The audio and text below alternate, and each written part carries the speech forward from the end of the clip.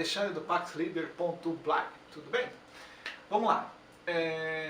Como eu falei na semana passada, estou começando a gravar vídeos, tentando preencher algumas lacunas, porque em essência eu acho que falta um pouco da visão do economista dentro desses pensamentos liberais, mas todas essas descrições eu dei lá no último vídeo, é só entrar e acessar. Bom, enfim.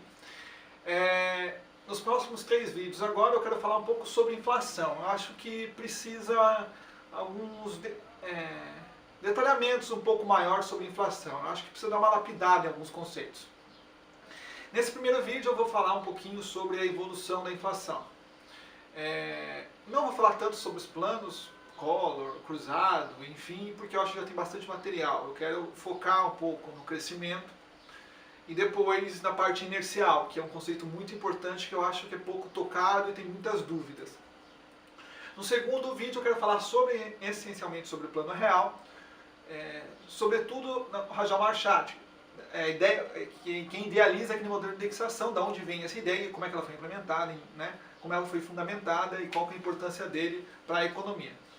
E aí no último vídeo eu quero falar um pouquinho do pós-inflação, porque não hoje, mas naquele momento, porque foi necessário salvar os bancos, enfim, esse é o meu objetivo. Então nesse primeiro vídeo vamos falar um pouquinho sobre inflação e os seus períodos iniciais. Tem muita gente que às vezes vai conversar sobre economia que fala que a economia é atrelada em ouro, a economia é atrelada... Bom, hoje em dia não, tá? Hoje em dia a economia é atrelada a títulos e tem todo o monitoramento que talvez no futuro eu faça um vídeo sobre isso tentando explicar um pouco mais. É um assunto bem complexo, um pouco mais extenso e eu não quero ocupar demais esse vídeo com assuntos correlacionados. Mas essencialmente nós temos ali uma escalada da inflação, principalmente a partir de Juscelino Kubitschek e depois no final do período da ditadura também uma ênfase. Basicamente, vamos guardar suas devidas proporções, mas basicamente a inflação ela é nada mais que uma depreciação do dinheiro. Ponto. Essa é o que é a inflação. É a perda de valor do dinheiro no tempo. Então, conforme a mais inflação, menos o seu dinheiro é valorizado. Juscelino, e depois que eu falei no final da ditadura, mas sobretudo no início, Juscelino Kubitschek, a ideia era, preciso de grana? Manda imprimir. Liga a impressora aí, lógico, guarda as suas proporções também, mas imprime aí que é o dinheiro. E aí imprimiu tanto dinheiro que o seu dinheiro foi perdendo valor, porque fabricava dinheiro e as pessoas perdiam a noção de acreditar valor, porque o governo imprimia tanto que perde valor. Imagine a situação seguinte, imagine que você tem o toque de Midas, sem as consequências da história, né? Não é transformar seu filho em ouro, essas coisas. Vamos dizer que você podia ter um toque de Midas seletivo, né? Então, todo tipo de plástico que você tocasse viraria ouro. Então, esse negocinho de acrílico aqui, você tocaria vira ouro. Com o tempo, você ia tocar em tantas coisas de plástico e ia ter tanto ouro, que o ouro ia deixar de ter o seu valor. Ia banalizar. É mais ou menos isso que acontece com a inflação. Então é a perda do valor do dinheiro. Tá? Só que existe um porém, isso é natural. Tá? Todas as economias, a inflação acontece numa proporção normalmente pequena, que o tempo vai corroendo parte do valor da moeda. Excesso de gastos estatais, alguns erros aqui, outros acolá, benesses do welfare state, enfim, por algum motivo o dinheiro vai perdendo seu valor aos poucos. Só que acontece que chega num determinado ponto, que é o que nós chamamos, que é o grande perigo, que chamamos de inflação inercial. O que é a inflação inercial? Primeiro vamos, princípio básico de newtoniano, né? Todo o corpo tende a permanecer no seu estado. Inércia. Todo o corpo tende a permanecer no seu estado fundamental, a não ser que haja uma força contrária que o modifique. Então, se você estiver parado, ele continua parado. Se você estiver em movimento, ele só vai parar se você der um movimento, alguma resistência, algo que faça o parar. Né? A inflação inercial, a escalada da inflação inercial, é o mesmo princípio.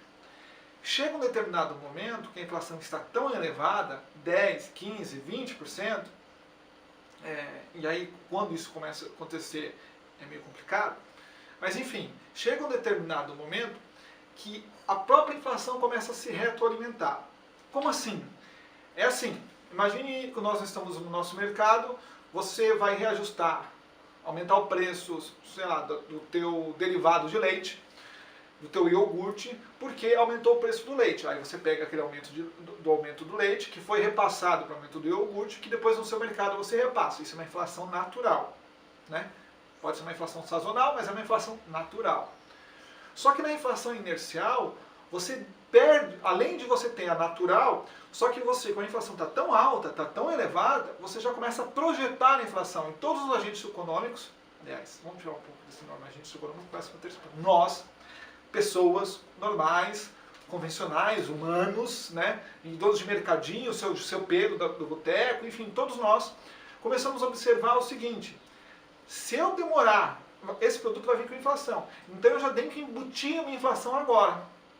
Você já começa a incorporar, ó, todo dia primeiro aumenta tudo em 10%. Por quê? Porque vai ter inflação. Ou seja, aquilo deixa de ser algo sazonal e as pessoas começam a antecipar a inflação. E a tendência é isso cada vez aumentando. Então, ao mês você vai estar aumentando já 15% ao mês, e isso vai escalonando até um determinado ponto que se torna insustentável. E você precisa disso, você não sobrevive, tá? Dentro do mercado. Então você tem que antecipar.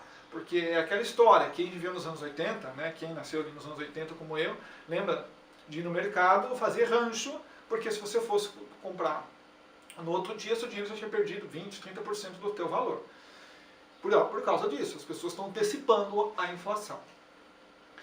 E aí, nessa escalada vertiginosa da inflação, começou a ter os planos. Então, a maneira clássica era, primeiro, vamos forçar as pessoas, o preço a estagnar. Aí você cria tabela de preço, né, que é um absurdo, né?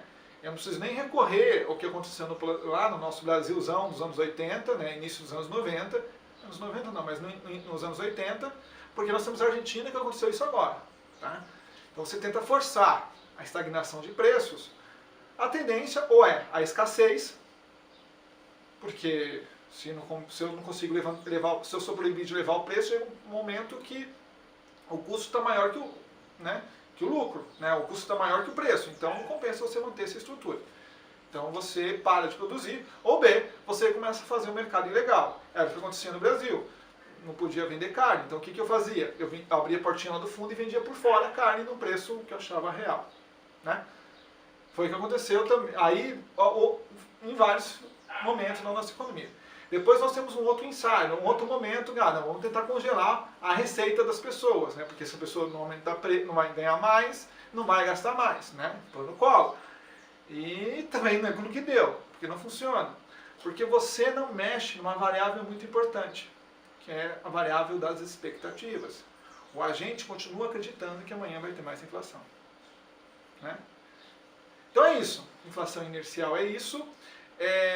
Eu não quero me alongar muito no vídeo, mas é mais ou menos isso. Basicamente é isso, é você começar a projetar. E elas tomam uma escala tão grande, que as próprias pessoas começam a alimentar essa inflação e ela só tende a subir cada vez mais, a crescer cada vez mais. Então a única forma que você entende hoje que você consegue acabar com a inflação inercial é através da via não ortodoxa, que é a estagnação de preços ou a estagnação de receita dos seus habitantes, né? Congelamento do salário, que não funciona. Né? As pessoas sobrevivem de outra forma. Então, basicamente é isso. No próximo vídeo a gente fala um pouquinho mais. Feito? Até a próxima.